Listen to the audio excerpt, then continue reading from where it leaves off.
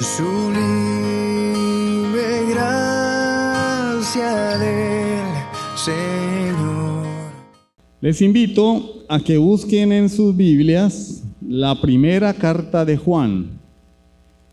Primera carta de Juan, capítulo 5. Primera carta de Juan, capítulo 5.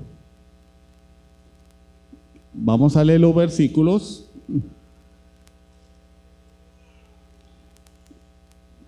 del 14 hasta el 20. Primera de Juan 5, versículos 14 al 20. Cuando lo tengan pueden decir amén.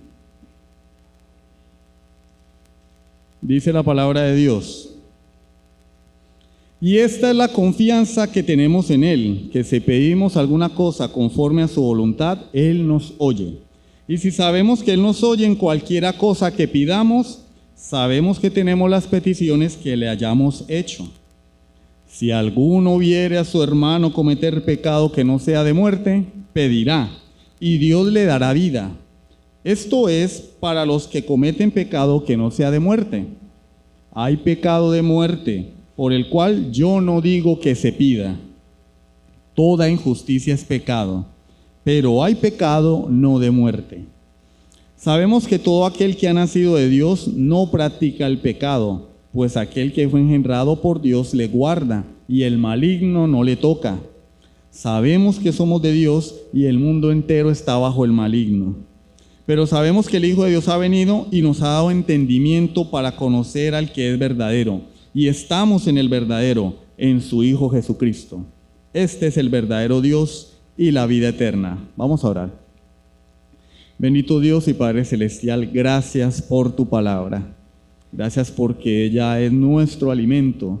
Gracias, Señor, porque hace 2000 años aproximadamente usaste a un hombre, el discípulo amado, para revelarnos estas cosas, para darle seguridad a tu iglesia y para advertirnos contra los falsos maestros y los falsos creyentes.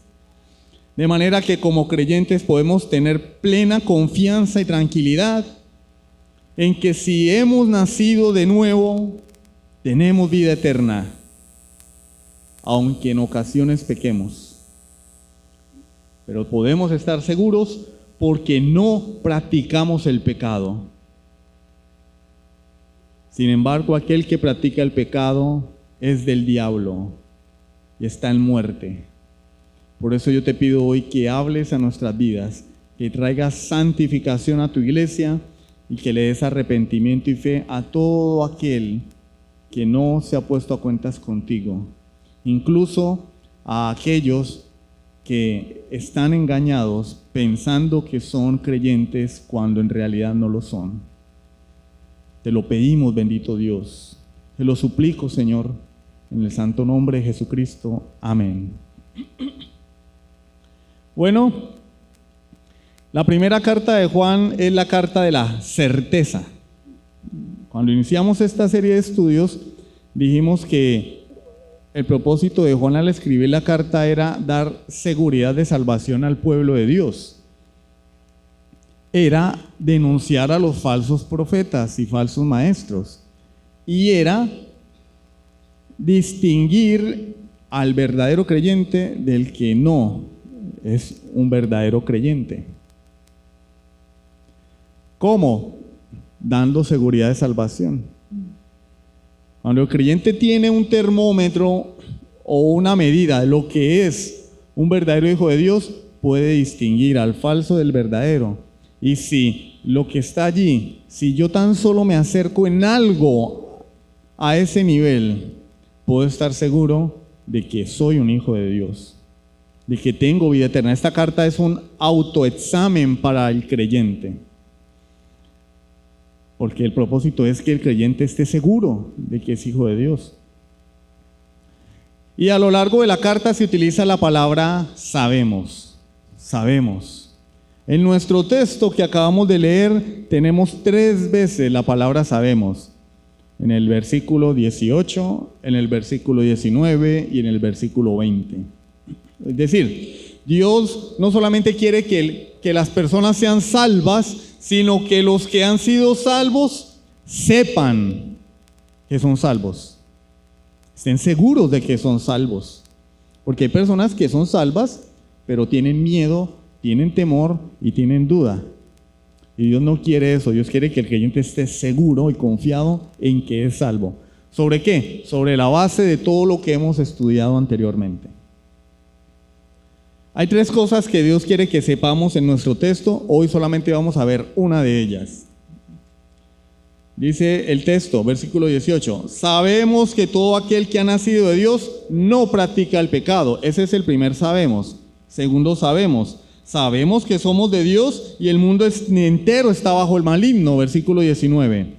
Tercer sabemos, versículo 20. Pero sabemos que el Hijo de Dios ha venido y nos ha dado entendimiento para conocer al que es verdadero. Y estamos en el verdadero, en su Hijo Jesucristo.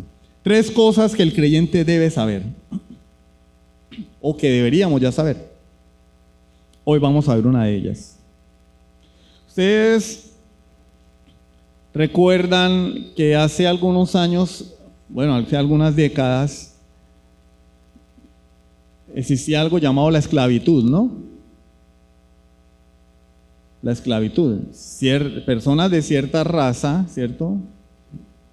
Negra, de color, afrodescendientes, etcétera, eran capturados por algunas personas que las utilizaban para sus trabajos o los trabajos que ellos no querían hacer, u oficios degradantes.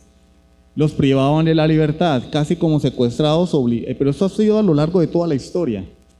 Lo que pasa es que hace unas décadas se abolió la esclavitud, pero a lo largo de toda la historia hubo esclavitud. El esclavo no tenía derechos, el esclavo solamente tenía un amo, quien lo había capturado o el que lo había comprado, porque habían otras personas, como en algún tiempo lo fue John Owen, que comercializaban con personas, con esclavos. Una persona iba a comprar un esclavo y era propiedad suya, y él tenía completo y total dominio sobre el esclavo, a no ser que otra persona viniera y lo comprara, u otra persona más fuerte y poderosa le arrebatara a ese esclavo por la fuerza, en cuyo caso el amo no pudiese hacer nada porque aquí el otro era más fuerte, conquistaba sus tierras y le decía, bueno, todo lo que tú tienes es mío, tus siervos son mis siervos. Pero el esclavo no tenía ningún derecho y su vida era servir a su amo, no podía tener 2 amos. La única forma de dejar de ser esclavo de su amo era que otro viniera y lo comprara. Pero en todo caso, seguía siendo esclavo de su nuevo Señor. El título de la predicación de hoy es Libres de las garras de Satanás. Hoy vamos a hablar de cómo nuestro Señor Jesucristo nos sacó de la esclavitud de Satanás y ahora Él es nuestro nuevo Señor. Y las cosas que ello implica, ¿no? Tiene implicaciones éticas o prácticas para nuestras vidas. Vamos a ver 2 puntos. Primer punto, el nacido de Dios no practica el pecado. Y el segundo punto, Satanás no nos toca con sus garras. Y en tercer lugar, algunas aplicaciones prácticas. Entonces vamos a comenzar por el primer punto. Versículo 18, primera parte. Sabemos que todo aquel que ha nacido de Dios no practica el pecado. Entonces, después de todo lo que Juan nos ha dicho, ha llegado a un momento donde dice, muchachos, iglesia, hermanos, amados, después de todo el discurso, ya debemos saber que el nacido de Dios no practica el pecado. Debéis tener la certeza, es decir, saber, es algo cognitivo, ¿no? Que apela a nuestro entendimiento. Debéis saber que el nacido de Dios no practica el pecado. ¿Qué es el nacido de Dios? El nacido de nuevo. Aquel que se ha arrepentido de sus pecados, que ha venido a Jesucristo en arrepentimiento y fe, y ahora Dios ha transformado su vida, le ha dado una nueva naturaleza, el Espíritu Santo mora en él. Todo eso son bendiciones derivadas de la expiación, del derramamiento de Jesucristo, de la sangre preciosa de Jesucristo. Ese es el nacido de nuevo, el nacido de Dios. Juan utiliza esas palabras. Aquel que ha nacido de Dios, él puede tener una verdadera convicción de que es un hijo de Dios y por lo tanto no practicar el pecado. Hermano, ¿usted por qué dice practicar así como abriendo la boca? Practicar el pecado. Porque hay una diferencia entre practicar el pecado y pecar ocasionalmente. De antemano les digo, no os hagáis, porque hay personas que dicen, bueno, entonces el cristiano puede pecar. No os hagáis. La Biblia dice, no os hagáis. ¿Por qué un nacido de Dios no puede practicar el pecado? En primer lugar, si quieren escribir, o primer inciso, porque permanece en Cristo. El nacido de Dios está en Cristo. Primera de Juan 3:6, allí mismo, en nuestra carta. Todo aquel que permanece en Él no peca. Todo aquel que peca no le ha visto ni le ha conocido. Hermano, pero él dice que el creyente no peca. Sí, pero Juan después lo aclara y habla de la práctica del pecado.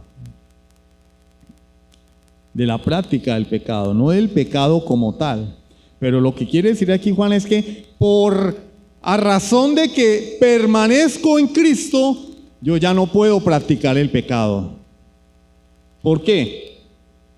Porque como dice Pablo en Colosenses capítulo 3, mi vida está escondida con Cristo en Dios. Yo estoy ahora en Cristo.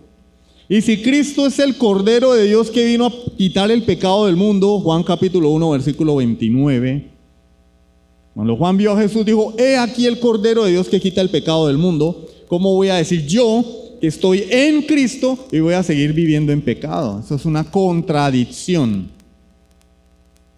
Es contradictorio una persona que diga que está en Cristo y practica el pecado. Es una desfachatez, es una mentira.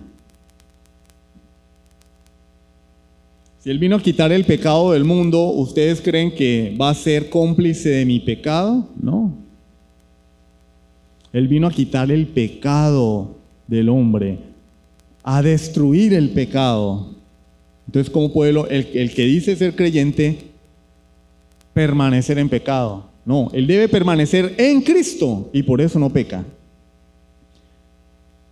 Porque Él es el Cordero de Dios que vino a quitar el pecado del mundo. Y en segundo lugar, porque ha nacido de Dios. Entonces, en primer lugar, no peca, no practica el pecado porque permanece en Cristo, está en Cristo, está sumergido en Cristo. Ha sido bautizado en Cristo Jesús. Romanos capítulo 6, versículo 3. ¿O no sabéis que todos los que hemos sido bautizados en Cristo Jesús hemos sido bautizados en su muerte?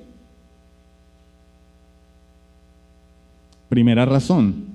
Segunda razón, porque el nacido de Dios, el creyente, no puede practicar el pecado, porque ha nacido de Dios. Tiene la vida de Dios en él. Primera de Juan 3:9, ahí mismo en nuestra carta. Todo aquel que es nacido de Dios no practica el pecado, porque la simiente de Dios permanece en él, y no puede pecar porque es nacido de Dios. Ahí no hay mucho que interpretar, ahí está claro, claro como el agua. No como el agua del río Táchira, pero sí como el agua que nosotros tomamos todos los días. Está claro. Has nacido de Dios, no puedes practicar el pecado. Pero si estás en adulterio, en fornicación, si te gusta el fraude, si te gusta la pornografía, si te gustan las drogas, si te gusta el chisme, si eres un moralista, de esos que cree que es más santo que los demás porque se pone una corbata, o como mujer porque te pones una falda más larga que las demás y tienes tus propias reglas de santidad, también estás en pecado, porque las obras del hombre no sirven para salvación, para Dios son trapos de inmundicia. Eso es pecado, es el pecado de la autojustificación. Estás practicando un pecado.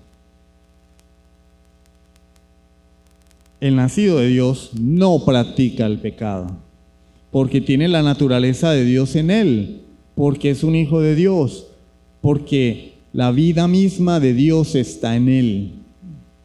Entonces es incongruente que alguien que dice que tiene la vida de Dios en él esté sumergido en el pecado, practique el pecado. Es una contradicción. Pregunta: ¿puede un creyente pecar? Claro, pero cuando decimos puede, no estoy hablando de que es que Dios nos está dando permiso, un cheque en blanco para que pequemos. No, puede es que la Biblia contempla la posibilidad de que el cristiano caiga, porque hemos sido salvados del pecado, pero aún vivimos en un cuerpo mortal, donde hay un remanente de pecado. El pecado mora en nuestros miembros, Romanos capítulo 7, pero no hay una práctica del pecado. Muy diferente. Entonces la pregunta es: ¿puede el creyente practicar el pecado? Rotundamente no. El verdadero creyente no puede practicar el pecado. No es el que peca y reza empata, no. Es que el creyente no puede practicar el pecado. No puede practicar el pecado. Pregunta: bueno, tú me estás diciendo que el creyente no puede practicar el pecado. ¿Y por qué el creyente no puede practicar el pecado? ¿Qué es lo que lo hace diferente de los demás? Segunda a los Corintios capítulo 5 versículo 17. De modo que si alguno está en Cristo, nueva criatura es. Las cosas viejas pasaron y aquí todas son hechas nuevas. Es una nueva creación. Ya no es lo que era antes. Ya no es lo que era antes.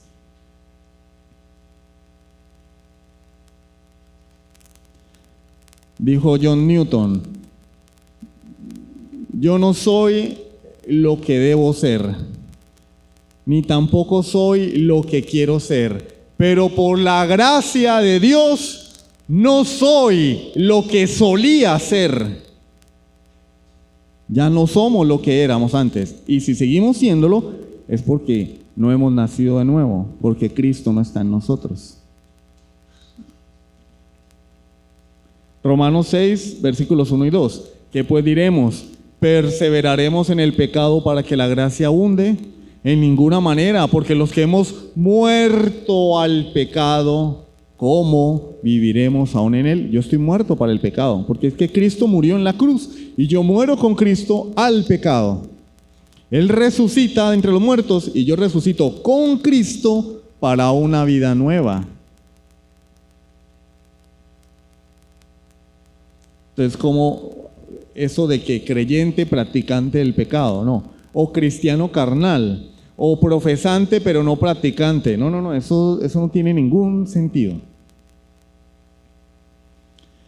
Entonces la pregunta que surge aquí, porque lo que Juan nos está diciendo es que aquel que ha nacido de Dios no practica el pecado. Entonces la pregunta no debería ser: ¿practicas el pecado? No, la pregunta debería ser: ¿has nacido de Dios? Porque si estás practicando el pecado, no has nacido de Dios. Llámese el pecado que se llame: adulterio, fornicación, robo, blasfemia, palabras deshonestas, deseo de vuestra boca, orgullo, soberbia, vanagloria, celos, iras, contiendas, moralismo. Si has nacido de Dios, no puedes practicar estas cosas. Ahora, si las practicas, no has nacido de Dios, estás muerto espiritualmente. Eso es lo que Juan está diciendo. Pero esto es, lejos de ser una acusación, debería ser un consuelo para el creyente. Para el inconverso es una acusación. Si alguien se siente aquí acusado es porque muy seguramente no ha nacido de nuevo. Pero para el creyente es un consuelo. Bueno, yo peco, pero yo no practico el pecado. Entonces tengo evidencia que he nacido de Dios. Soy un hijo de Dios porque yo no practico el pecado. Lucho con mi pecado, pero no lo practico. Porque la vida de Dios está en mí. Y decíamos el jueves en el grupo que hacemos con los muchachos que tenemos el marranito, ¿cierto? Él es el ejemplo de siempre, pobres marranos, vamos a tener que pagarles copyright a Pepa, porque siempre hablamos de ella. Pero así yo bañe a Pepa y le ponga un moño, ella va a seguir siendo una puerquita. Va a seguir siendo una puerquita. Y en el primer momento en que yo coloque frente a ella el recipiente donde se depositan los desperdicios, ella va a desesperarse y va a salir corriendo a comerse los desperdicios. ¿Por qué? Porque es una puerquita, es un marrano. Pero la oveja no come desperdicios, ¿o sí? La oveja come pastico, hay que llevarla a pastar. Y si yo le pongo un plato de mazagua al frente, ella no se lo va a comer, téngalo por seguro, no se lo va a comer. Y si por alguna cosa mete la trompa ahí, se va a sentir asqueada, sucia, se embarró la trompita. Por curiosidad, me mostré a ver, ay, esto huele a feo. Esa es la diferencia entre el marrano y la oveja. Pero algunas personas suelen ver ovejas donde solamente hay marranos. Algunos creyentes ven cristianos donde solamente hay pecadores no arrepentidos. Hombre, pero es que él va a la iglesia, él da el diezmo, él canta, lleva la Biblia, hasta se viste diferente, ahora se usa corbata. Pero sigue en su inmundicia, sigue en su pecado, sigue practicando su pecado. ¡Ay, es creyente! No, es un pecador. ¿Sí o no? Si yo le muestro una foto de Pepa, ninguno de ustedes va a decir es una oveja, van a decir es un marrano. ¿Y por qué no aplicamos esa lógica a la vida cristiana? Personas que profesan ser creyentes no se congregan, empezando por allí. No se congregan, es a verlos en la iglesia es un milagro. ¿Ustedes creen en los milagros? A veces hay personas que no los ven en la iglesia, es un verdadero milagro. O sea, son la prueba existente de que Dios es real. Milagro, vino al culto. Pero dice que es creyente. Se comporta como un inconverso.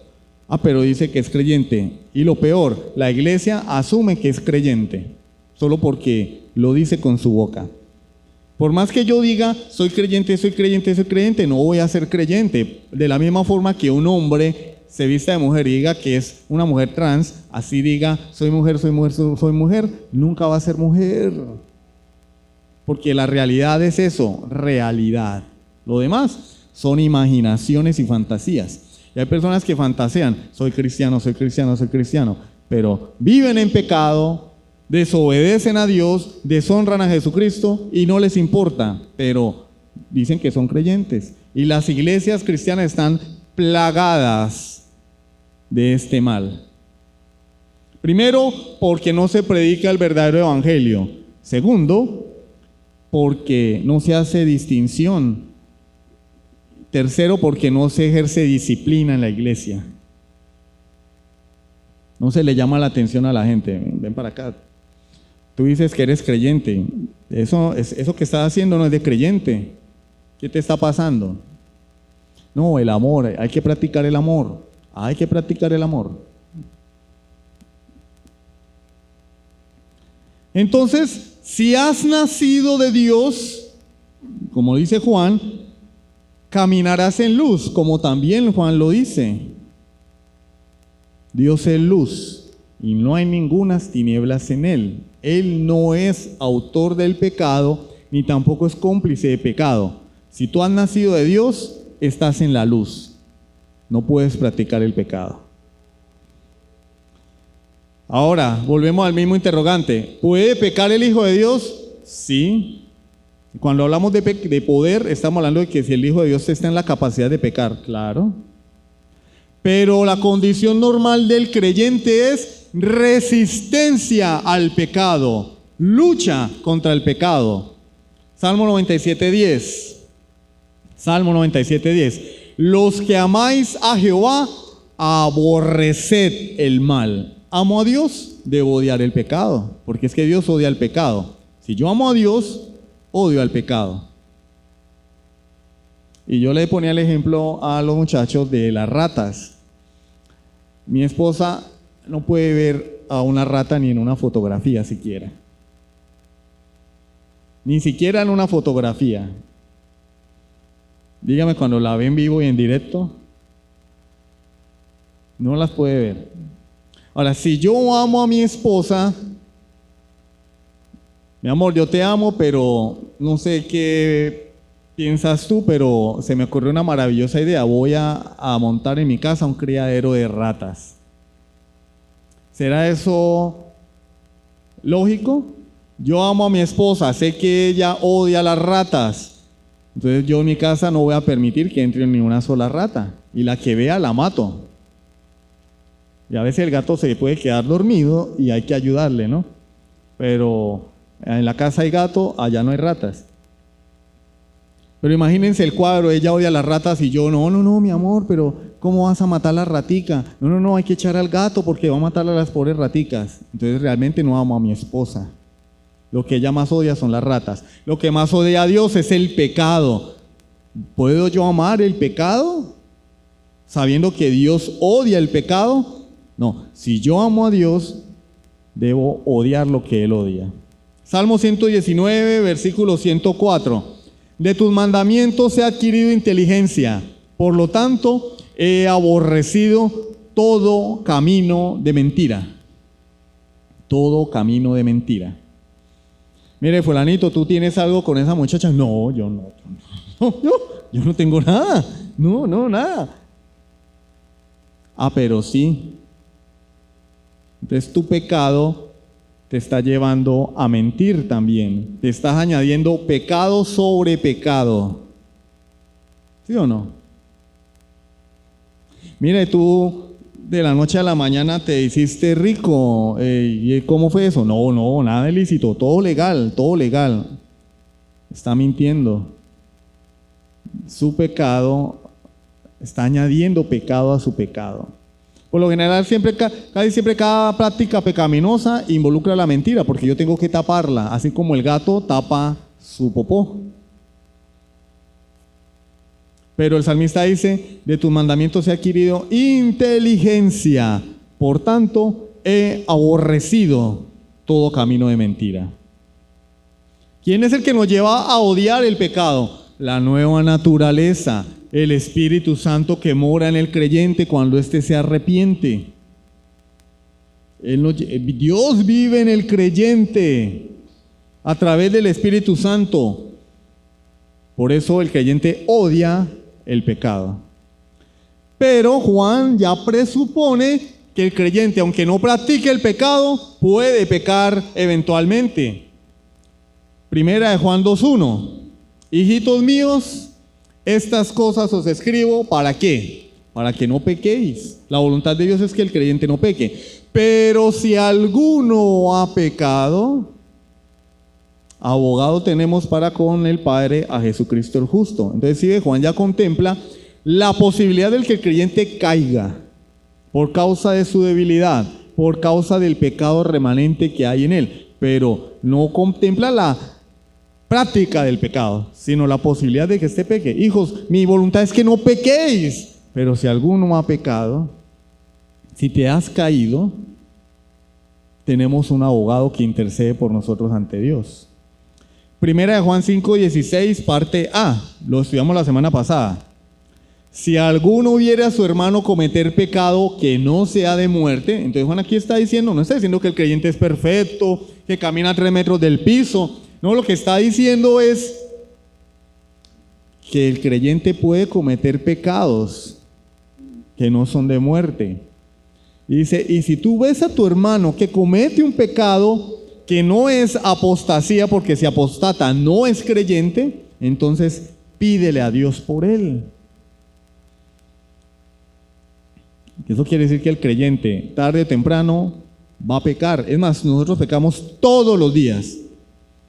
Yo no peco. Bueno, Juan también nos dice que el que dice que no ha pecado hace mentiroso a Dios y la verdad no está en él. No, yo no peco. Todos pecamos.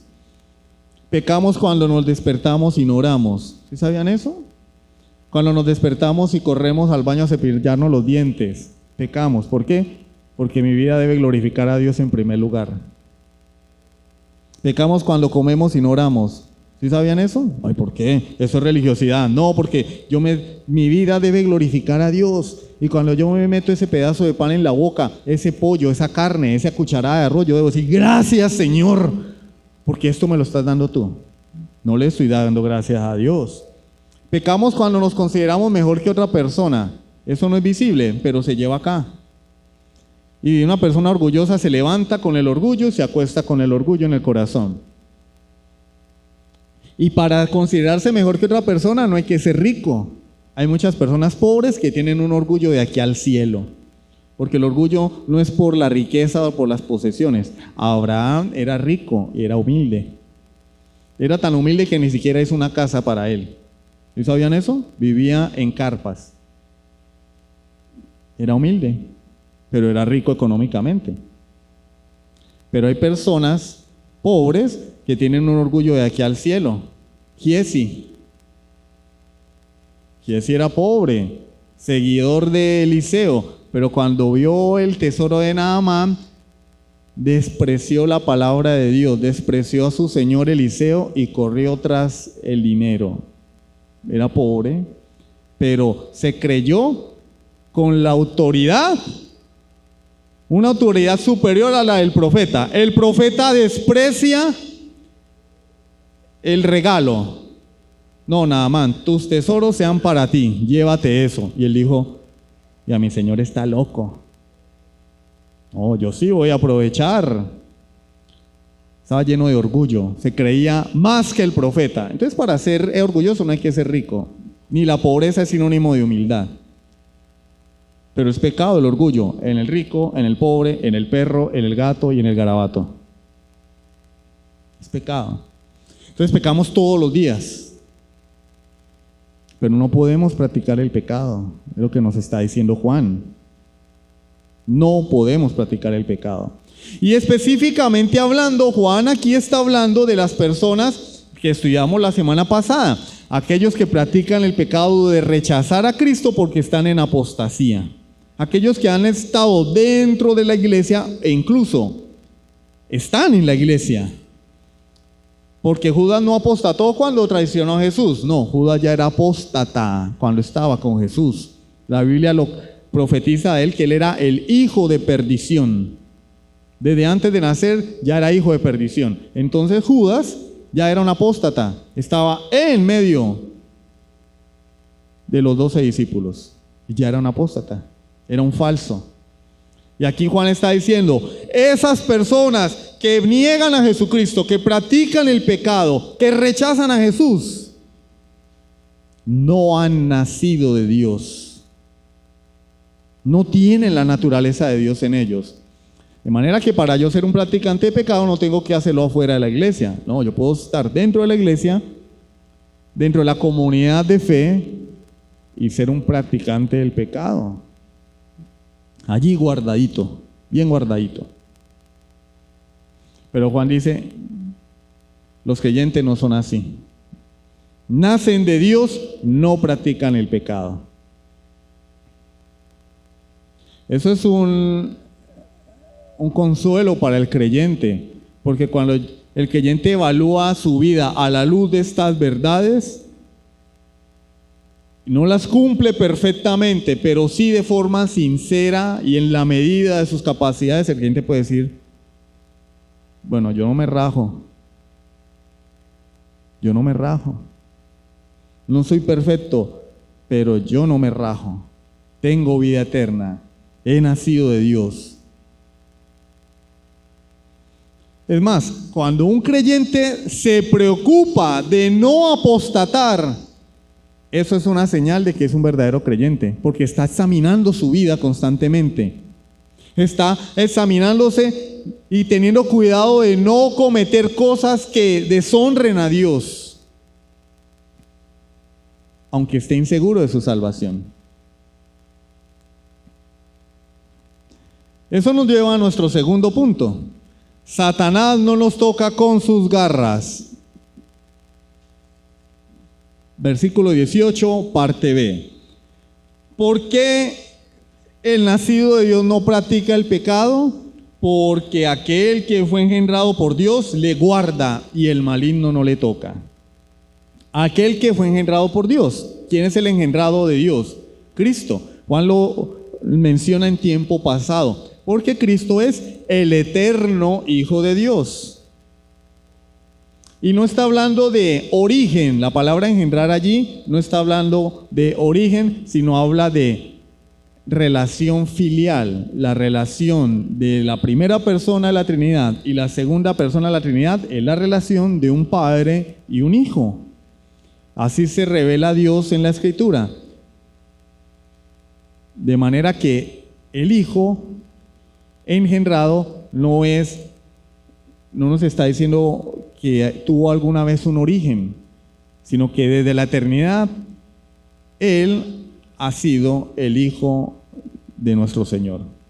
No por origen, sino filialmente. Está hablando de la relación, de la calidad de la relación que hay entre la primera y la segunda persona de la Trinidad. El engendrado de Dios, que es único en su género, por eso la palabra griega es monogenes, único en su género, no hay nadie como Él, guarda a los nacidos de Dios. Él guarda. ¿Y quiénes son los guardados? Los nacidos de Dios, los que se han arrepentido. Juan 17:12, la oración sumo sacerdotal de Jesús. Juan 17:12. Cuando estaba con ellos en el mundo, yo los guardaba en tu nombre. A los que me diste, yo los guardé. Y ninguno de ellos se perdió, sino el hijo de perdición, para que la escritura se cumpliese. Él ya estaba orando por los creyentes de todos los tiempos, para que Dios nos guardara. Juan 10, versículos 27 al 29. Juan 10, 27 al 29. Mis ovejas oyen mi voz y yo las conozco y me siguen, y yo les doy vida eterna, y no perecerán jamás, ni nadie las arrebatará de mi mano. Mi Padre que me las dio es mayor que todos, y nadie las puede arrebatar de la mano de mi Padre. Y hay personas que todavía creen que un cristiano puede endemoniarse, porque dice que es creyente y por allá está revolcándose en el suelo. Entonces, mire, se endemonió. El Satanás le metió, pobre creyente. Eso no es posible, porque Jesús nos está diciendo acá que Él le da vida eterna a sus ovejas y que nadie podrá arrebatarlas de su mano. ¿Quién es más poderoso, el diablo o Jesús? Pero hay personas que hablan más del diablo que de Jesús, entonces supongo que son satanistas cristianizados, cristianos satanizados, alguna cosa rara, porque hablan más de Satanás que de Cristo y ven al diablo en todos lados. Jesús está diciendo aquí algo contundente: nadie me va a arrebatar mis ovejas, son mías, mi Padre me las dio y mi Padre es más poderoso que todos. Pero bueno, el que quiera creer que Satanás, siga con su Satanás. O no, como dice, o no.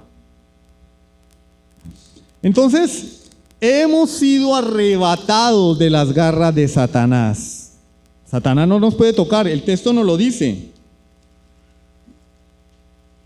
¿Qué dice nuestro texto? Aquel que fue engendrado por Dios le guarda y el maligno no le toca.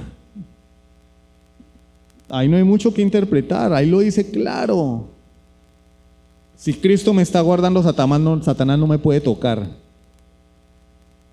Pero vuelvo y digo, se ha promovido desde ciertas esferas que dicen ser cristianas, que el creyente puede ser creyente, tener el Espíritu morando en él y tener demonios.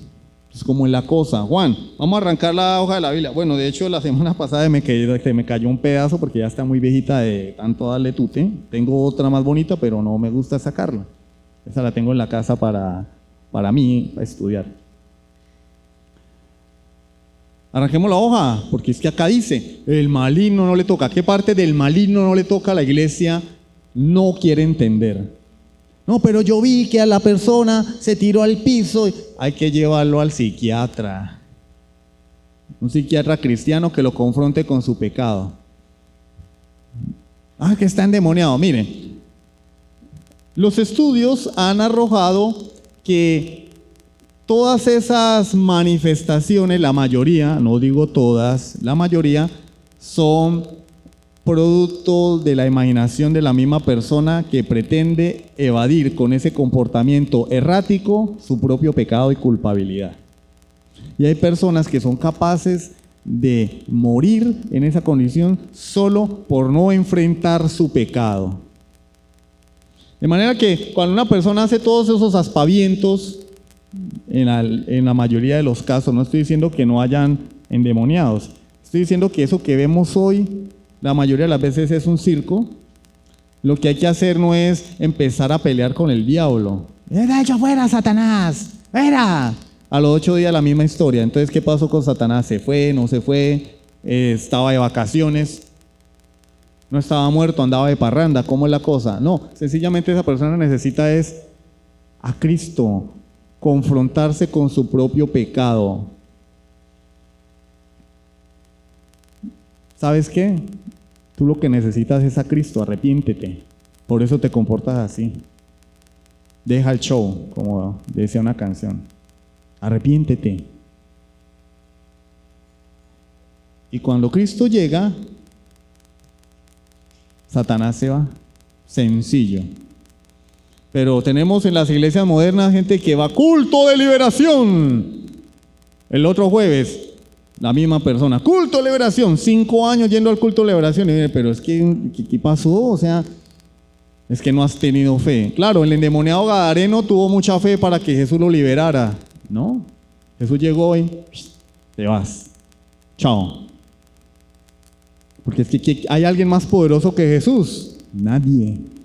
Pero estas personas le otorgan un poder mayor a Satanás, ¿no? Entonces está el predicador ahí, ¡ya fuera! Y haciendo aspavientos. Y el demonio no se quiere ir. Entonces, bueno, pero tienes que venir al próximo retiro espiritual, te vale 100,000 pesos, porque son unas 10 sesiones, y 5 años después la persona con los mismos problemas de conducta. No ha nacido de nuevo.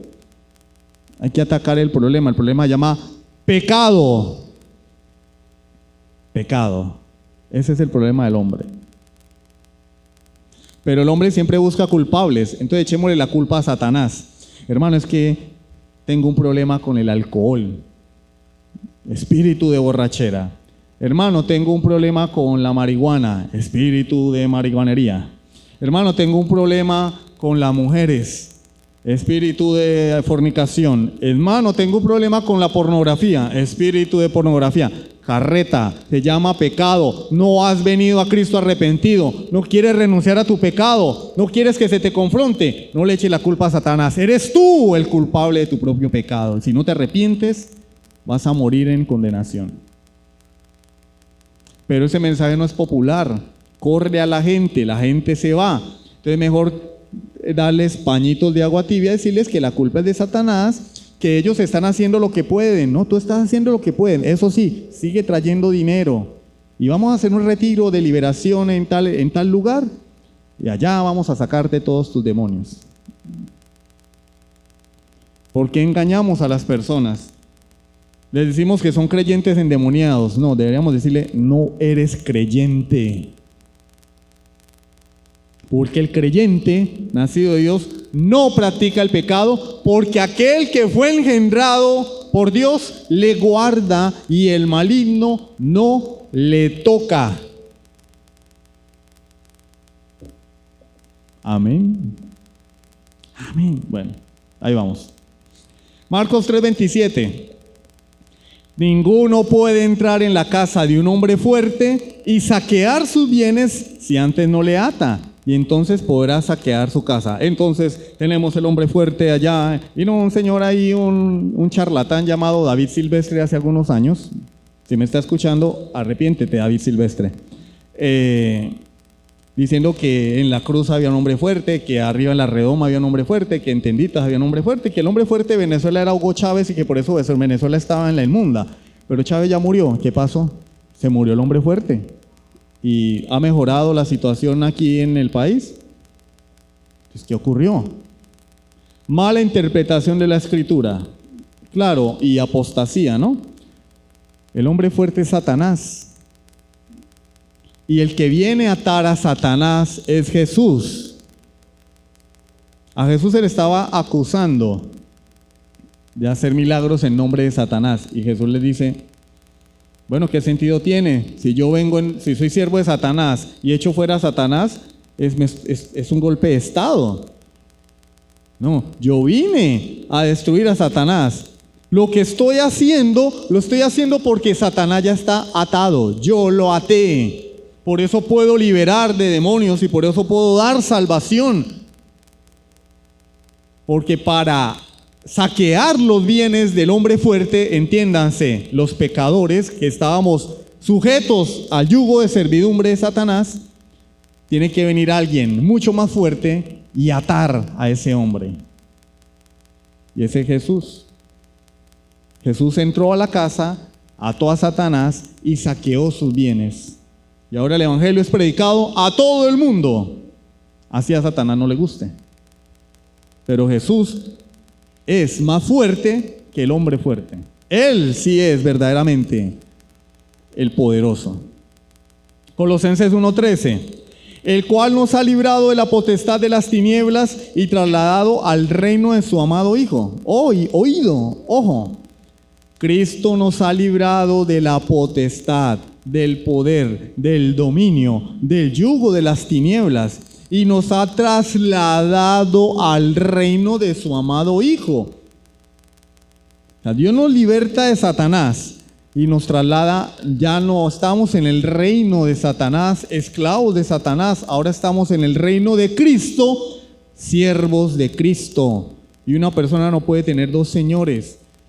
Entonces estamos en el reino de Cristo y Satanás entra cuando le viene en gana y agarra al cristiano y le da 3 vueltas. Eso es una mentira.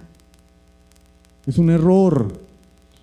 Si yo estoy en el reino de Cristo, Cristo es el Rey y no hay nadie más poderoso que Él. En quien tenemos redención por su sangre, el perdón de pecados. ¿Qué es redención? Lo que hacía una persona cuando compraba a un esclavo, lo redimía. Mira, ese esclavo que tienes, lo quiero para mí. Y el otro le decía, bueno, redímelo, cómpralo. ¿Con qué lo vas a comprar? Vale tanto.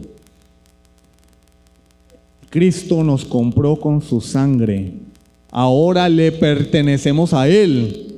Por eso Satanás no tiene arte ni parte en la iglesia del Señor. En los verdaderos creyentes, ¿no? No tiene poder. Hermano, es que tuve un sueño, estoy viendo cosas. Vaya al oftalmólogo para que deje de estar viendo cosas. De pronto es que cataratas o tiene muchas lagañas en los ojos y está viendo mal. Pero el creyente no está bajo la potestad de Satanás. Ahora es siervo de Jesucristo. Colosenses 2:15. Y despojando a los principados y a las potestades. Mire lo que dice, es que la Biblia es clara. ¿Qué hizo Jesús? Despojó a los principados y a las potestades. Entonces, ¿dónde está eso de que endemoniado y que el espíritu y que yo llego a la casa y suenan las tejas? Amárrelas, mijo. Le suenan las tejas, compre amarres y le pone a la teja para que deje de sonar. Es que yo llego a la casa, la nevera empieza a sonar. Llame al técnico para que le arregle la nevera. Es que yo llego a la casa y se azotan las puertas. Bueno, si está haciendo un ventarrón, las puertas se van a azotar, ¿cierto? Eso es el diablo. Un gato negro es el diablo. No, es un gato, adóptelo. Para que de una vez se come los ratones. Él despojó a los principados y a las potestades, los exhibió públicamente, negociando sobre ellos en la cruz. Dice que él hizo un negocio con Satanás, una tregua, no, triunfando sobre ellos en la cruz. Entonces, ¿Cristo triunfó o no triunfó? ¿O fue a medias? Él triunfó sobre Satanás y su reino en la cruz del Calvario. Hebreos 2, 14 y 15. Hebreos capítulo 2, versículos 14 y 15. Así que, por cuanto los hijos participaron de carne y sangre, él también participó de lo mismo. Oído, para destruir por medio de la muerte al que tenía el imperio de la muerte, esto es, al diablo. Es que más claro que quiera más. Es que más claro. Cristo vino en carne y sangre para destruir por medio de su muerte al que tenía el imperio de la muerte. Esto es al diablo, es que ahí lo dice. Cristo destruyó a Satanás. No, pero es que el endemoniado, vaya, siga con los endemoniados pues. Si es endemoniado no es creyente, punto. Porque él destruyó a Satanás. Porque Satanás era el emperador de la muerte. Pero Cristo en su muerte le arrebató todo poder a Satanás. Versículo 15. Y librar a los que por el temor de la muerte estaban durante toda la vida sujetos a servidumbre. Es que éramos siervos de Satanás, pero Él vino a liberarnos. Él es nuestro libertador. No, pero es que Él nos liberó a medias. Ministerio de liberación. No, ni que ministerio de liberación, ni que nada. Cristo ya me hizo libre. No necesito de eso. ¿Quieres ser libre? Arrepiéntete. Porque Él sí te va a liberar de tu pecado y de la condenación eterna y del yugo de Satanás. Antes éramos esclavos de Satanás y del pecado, pero ya no. Romanos 6:6. Sabiendo esto, que nuestro viejo hombre fue crucificado juntamente con Él, para que el cuerpo del pecado sea destruido, a fin de que no sirvamos más al pecado. Éramos esclavos del pecado, pero fuimos crucificados juntamente con Cristo cuando nos arrepentimos, de manera que el viejo hombre ha sido crucificado, a fin de que ese cuerpo de maldición sea destruido, con el propósito de que yo ya no sea siervo del pecado.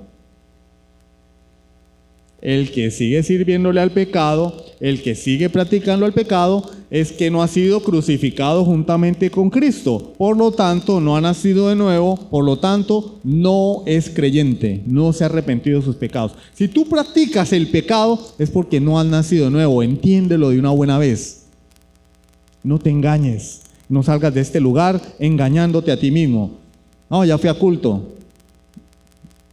Si practicas el pecado, estás muerto en tu pecado. Efesios 2, del 1 al 3. Y Él os dio vida a vosotros cuando estabais muertos en vuestros delitos y pecados. El creyente estaba muerto. En los cuales anduvisteis, ¿cuándo? En otro tiempo, siguiendo la corriente de este mundo, conforme al príncipe de la potestad del aire, el espíritu que ahora opera en los hijos de desobediencia. No opera en los creyentes, opera en los hijos de desobediencia. Pero, dice, entre los cuales también todos nosotros vivimos en otro tiempo, en los deseos de nuestra carne, haciendo la voluntad de la carne y de los pensamientos, y éramos por naturaleza hijos de ira, lo mismo que los demás. Él ya nos sacó de ahí. Ya Satanás no opera en nosotros. Ya no practicamos el pecado. Ya no somos hijos de ira. Ya no andamos siguiendo la corriente del mundo. Ya no vivimos en los deseos de nuestra carne. ¿Por qué? Porque Él nos sacó de la muerte a la vida. Y si eso no es así, es porque aún estamos muertos en pecado. Jesús nos ha librado de Satanás y del poder del pecado. Romanos 6:22. Mas ahora que habéis sido libertados del pecado, y hechos siervos de Dios, hemos sido libertados del pecado, ahora somos siervos de Dios. Tenéis por vuestro fruto la santificación. El verdadero creyente está siendo santificado y creciendo en gracia, en conocimiento de Dios, conformándose cada día más a la imagen de Jesucristo. Tenéis por vuestro fruto la santificación y como fin la vida eterna. Vamos a llegar allá y en el camino estamos siendo santificados. ¿Por qué? Porque he sido libertado del pecado. Ya soy libre. Ya no tengo que obedecer a mi pecado. Porque tengo otro Señor. Porque Él me libertó. Juan 8:36. Así que si el Hijo os libertare, seréis verdaderamente libres. El que tiene a Cristo es libre y punto. No, yo llevo 5 años en el Evangelio y sigo ahí con la marihuana. No, eres libre. Yo llevo 5 años en el Evangelio y todavía veo porno. No, eres libre. Bueno, o para que algunos no se ofendan, no por. A ver si lo ponen en internet, no por. Yo todavía tengo 5 años en el Evangelio y tengo a mi amante todavía. Tengo una sucursal allí y otra sucursal allá.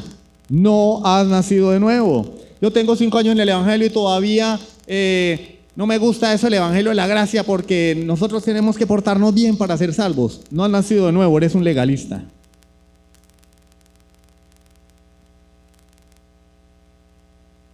Estamos siendo santificados porque el Hijo nos ha libertado. Somos libres de todas estas cosas. Hemos sido llamados a libertad. ¿Cuál es la mayor libertad? Vivir para Dios, porque para eso Él nos hizo. Dios me creó para que viva para Él. En mi pecado y Satanás frustran ese propósito en el hombre. Ahora Dios me liberta en Jesucristo para que yo cumpla el propósito, vivir para Él. De manera que la vida cristiana no es una carga, no es un conjunto de reglas sin sentido. La vida cristiana es la vida de Dios en el creyente, que ahora ama a Dios, ama su palabra y quiere glorificar siempre a su Señor, haciendo lo que a Él le agrada. Pablo dice, los mandamientos de Dios no son gravosos, no son una carga. Venir al culto no es una carga. Ay, otra vez para allá. Ay, pues cuestiónate. ¿No te gusta el culto? Luz roja. Una luz roja. Porque como al creyente no puede no gustarle el culto, si es un hijo de Dios. Y él debe amar lo que Dios ama. Debe amar la palabra de Dios. Debe amar a la iglesia. Y entonces, ¿y ven ahí el problema? El ser cristiano es cuestión de ética, de practicidad. Debe verse. Segunda Timoteo 2:26, que con mansedumbre corrija a los que se oponen, por si quizás Dios les conceda que se arrepientan para conocer la verdad y escapen del lazo del diablo en que están cautivos a voluntad de él. Pablo le está diciendo a Timoteo, hay personas que se oponen al Evangelio, que están cautivos a voluntad de Satanás, son siervos de Satanás, pero tú predícales el Evangelio, por si tal vez Dios les regale el arrepentimiento y escapen del lazo del diablo. ¿Qué quiere decir? Cuando yo me arrepiento, soy libre. Cuando yo me arrepiento, escapo del lazo de Satanás. Ahí está claro. Cristo me ha libertado de las garras de Satanás. ¿Quién es más fuerte, Cristo o el diablo? Cristo es más fuerte. Entonces, la pregunta aquí ya parece sobrar, ¿no? ¿Puede un hijo de Dios ser atormentado o poseído por Satanás? No. La evidencia es abrumadora y contundente. No. Sin embargo, un creyente puede ser atacado por Satanás. Es diferente. Es decir, desde afuera viene un ataque hacia el creyente. Él no está dentro de él, viene de afuera. La palabra que Juan utiliza aquí, el maligno no le toca, es la palabra griega haptomai. Aquí se tradujo como tocar, pero significa asir, sujetar, manejar. Lo que está diciendo aquí es: Jesús nos guarda y Satanás ni nos puede tener agarrados, ni nos puede sujetar, ni nos puede tener atados, y mucho menos nos puede manejar. Eso es lo que está diciendo Juan. Pero no quiere decir que Satanás no nos pueda atacar desde afuera. De hecho, lo hizo con Job. De hecho, lo hizo con Pedro. Pero Satanás me ha pedido para zarandearte como a trigo. Te ha pedido. Pero yo he rogado a mi Padre que tu fe no falte. Y tú, una vez restaurado, vuélvete a tus hermanos. Pero lo zarandeó. Pero nadie va a decir: Satanás, Pedro estaba endemoniado. Pero ¿por qué si dice que Judas, dice de Judas, cuando Judas salió, Satanás entró en él? ¿Ve la diferencia entre el apóstata y el verdadero creyente? El verdadero creyente puede ser atacado por Satanás, pero el apóstata puede ser poseído por el mismo diablo, porque es un siervo de Satanás. ¿Qué dice Santiago 4:7? Someteos pues a Dios, resistid al diablo y huirá de vosotros. ¿Cuál es el deber del creyente? Pelear con Satanás. Ya te reprendo ahora. Parece, más le falta el manojo de hierbas, ¿cierto? Y que empiecen a bolear hierbas así como lo ve. Te reprendo ahora. No. La Biblia no dice eso. La Biblia dice: sométete a Dios. ¿Qué debo hacer yo cuando estoy siendo atacado por Satanás o por alguien que está siendo influenciado por Satanás? ¿Me agarro a pelear con el guerra espiritual? No. Sométete a Dios. Resiste al diablo. Aguanta el ataque. La Biblia no nos manda a pelear con Satanás, nos manda a soportar el ataque aferrados a Dios. ¿Y qué pasa? Satanás huirá. Eso es como cuando el niño le están haciendo bullying en la escuela, otro que es más grandecito le hace bullying y le está pegando al chiquito, ¿no? Allá. Y el niño pequeño está ahí aguantando la paliza, ¿cierto? Pero de un momento a otro el niño pequeño ve que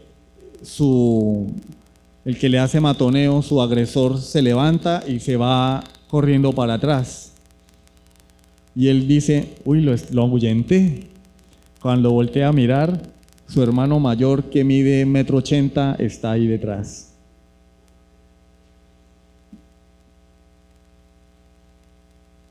¿Y qué hace el niño? Se aferra a su hermano, porque sabe que mientras esté aferrado a su hermano, va a estar seguro. ¿Acaso no nos pasó alguna vez en la escuela que corríamos a nuestro hermano mayor porque era más grande y nos podía defender? La Biblia no dice que corras a tu hermano mayor, dice: corre a Cristo, sométete a Dios, resiste el ataque, porque Satanás va a huir de ti. Pero el cristiano puede ser atacado, pero nos da la esperanza. Satanás va a huir, es lo que dice la Biblia. Él va a huir, porque mayor es el que está en nosotros que el que está en el mundo. Amén. Dios nos preserva y nos guarda de Satanás, de manera que el poder es en Dios, no en nosotros. El texto dice: aquel que fue engendrado por Dios me guarda. No soy yo, no son mis propias fuerzas. Él me guarda. Él me guarda. Y esta es la famosa doctrina de la preservación de los santos o perseverancia de los santos. Dios me preserva. Yo no puedo practicar el pecado porque Él me guarda. Yo no puedo ser tocado por Satanás porque Él me guarda, Él me lleva de la mano. Pero algunos vivos, súper inteligentes, deberían estar en la NASA. ¿En serio? Allá en la NASA con los científicos, contando las estrellas y procurando llegar a Marte, aunque tal vez viven en la Luna. Dicen, entonces, ¿yo puedo pecar? Y mal utilizan una frase que usan para también acusarnos a nosotros, que enseñamos la gracia. Salvo, siempre salvo. Ustedes son de los que creen en salvo, siempre salvo. Entonces, uno, como ya se le ha dado, esa frase tiene mala fama, decimos, no, nosotros no creemos en eso. Pues sí, es lo que enseña la Biblia. ¿Acaso la Biblia no enseña que el que es salvo no va a perder la salvación? Que el que es salvo siempre será salvo. Que aquel que comenzó la buena obra en vosotros la perfeccionará hasta el día de Jesucristo. No enseña eso la Biblia. Salvo siempre salvo. Ahora, que la entiendan mal y que la usen mal es problema de ellos. Si Cristo me salvó, yo voy a ser salvo ahora y por los siglos de los siglos. Salvo siempre salvo. No, yo no creo en eso. Entonces, ¿en qué crees? ¿Salvo temporalmente? ¿Salvo mientras te portes bien? No. ¿Salvo? Siempre salvo. Eso es como ustedes los de la gracia acolitan el pecado. ¿Quién dijo que la gracia? Entonces ahora toda iglesia que tiene en su letrero gracia, ya dicen que acá somos libertinos, que vivimos como nos dé la gana, que los que creemos en la doctrina de la gracia, los calvinistas, sí, los que les gusta el pecado. ¿Quién dijo eso? Mayor ignorancia no puede haber. Cuando estas doctrinas lo que hacen es a nosotros afianzarnos, asegurarnos que debemos vivir en santidad y que si somos verdaderos creyentes, pues tiene que evidenciarse en una vida santa y apartada del pecado, no en una vida perfecta, pero sí en una vida santa. Acá se predica más santidad que en cualquier otro círculo cristiano, porque el que es, vive como Cristo. El que dice que permanece en Él debe andar como Él anduvo. ¿Alguna vez se ha dicho desde este púlpito, pequen, tranquilos, háganle? No. La perseverancia de los santos no significa que el creyente va a pecar, que va a practicar el pecado, que aleluya, aleluya, cada quien con la suya. No. La doctrina de la perseverancia de los santos lo que enseña es que el creyente va de la mano de Dios y Dios lo va a llevar a la meta. Pase lo que pase, ¿quién nos podrá separar del amor de Cristo? Él me va a llevar. Pero si yo doy evidencias, si me parezco más al mundo, es porque en realidad Dios no ha hecho ninguna obra en mí. Y eso es lo que hemos hablado a lo largo de esta carta. Evidencias, evidencias, evidencias.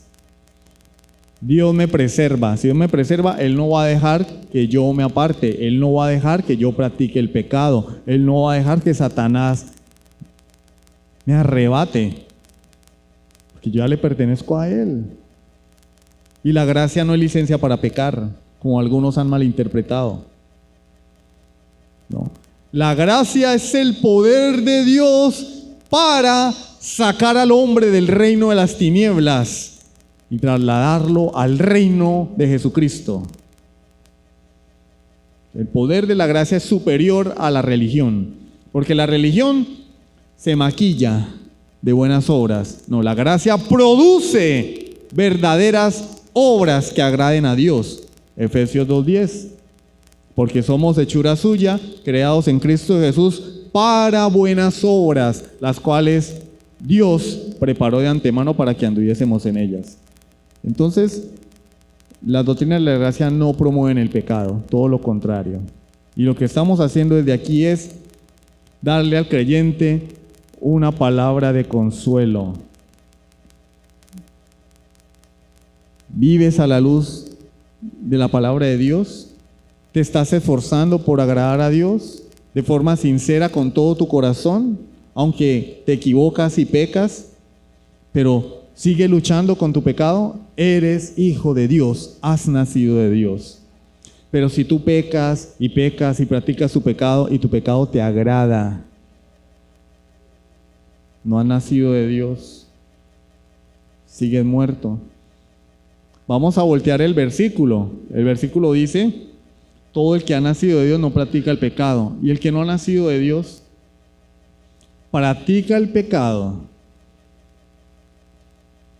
El que no ha nacido de Dios practica el pecado. ¿Por qué? Porque no ha nacido de Dios, porque la simiente de Dios no está en él. El que ha sido engendrado por Dios no le guarda, y el maligno lo tiene en sus garras. ¿Sí ven? Le dimos la vuelta al versículo. Hermanos, evaluémonos a la luz de estas verdades. Para el creyente esto debe ser alegría y consuelo. Bueno, yo no soy perfecto, pero yo estoy ahí con mi Señor. Estoy luchando con mi pecado, odio mi pecado. Y me estoy llenando de la palabra de Dios para vencer mis concupiscencias. Cada día quiero parecerme más a Jesús. Y le sirvo a Dios con todo mi corazón. Amén, has nacido de Dios. Pero el que no, está en una lamentable condición y la ira de Dios está sobre su cabeza. Entonces tienes que ponerte a cuentas con Dios. Tienes que pedirle a Dios que venza aún tu propia obstinación y te dé arrepentimiento y fe para que seas salvo y huyas de la ira de Dios y de la esclavitud del pecado en el cual Satanás te tiene hundido. Amén. Vamos a orar. Padre Celestial, yo te doy gracias por tu palabra. Gracias, Señor, por tu bondad. Gracias, Señor, porque nos has ayudado hasta aquí. Bendito Rey, tu palabra es viva y eficaz y más cortante que toda espada de dos filos. Señor, ayúdanos. Ayúdanos porque no somos perfectos. Estamos en un camino de santificación. Jesús ha comenzado su obra en nosotros, pero aún hay mucho camino por recorrer, hay mucho que aprender, hay muchas cosas que tenemos que abandonar, que tenemos que vencer, pecados que incluso, Señor, tal vez hasta este momento no los considerábamos pecados, Señor, pero por tu Espíritu Santo tú nos muestras que son obras que no te agradan. Ayúdanos, Dios, a vivir en santidad, a ser consecuentes, Señor. Si hemos nacido de Dios, no podemos practicar el pecado. Y si hay alguien aquí, Señor, que considera que es creyente, pero que vive, que practica, que está sumergido en su pecado, yo te pido, Señor, que le des arrepentimiento y fe, que abra sus ojos, que ilumine su entendimiento y que lo salves.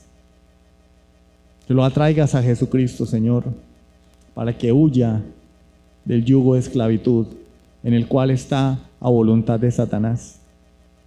Padre, perdónanos, Señor, cuando pecamos. Levántanos, restáuranos, y que podamos, Señor, crecer en madurez, en conocimiento y en santidad.